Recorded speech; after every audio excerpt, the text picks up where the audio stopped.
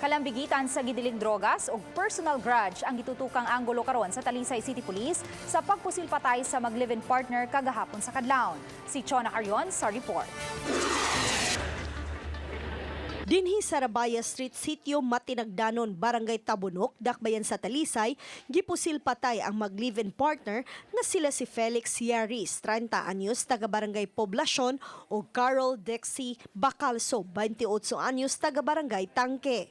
Luwan ang duha ka biktima sa motorsiklo, dihang gipamusil patay sa nagmotorsiklo mamumuno.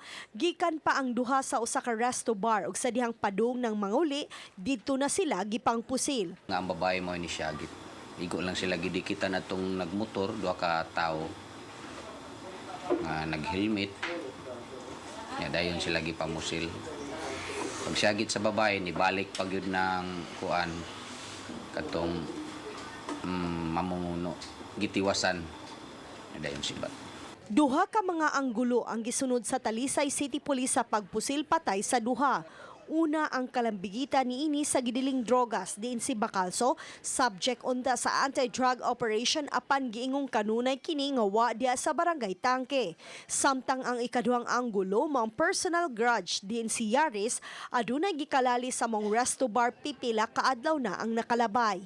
Dili pa ko ka kuan include kung naa sa lista noon sa mapay among gibuhat nga among babae o lalaki sila ba?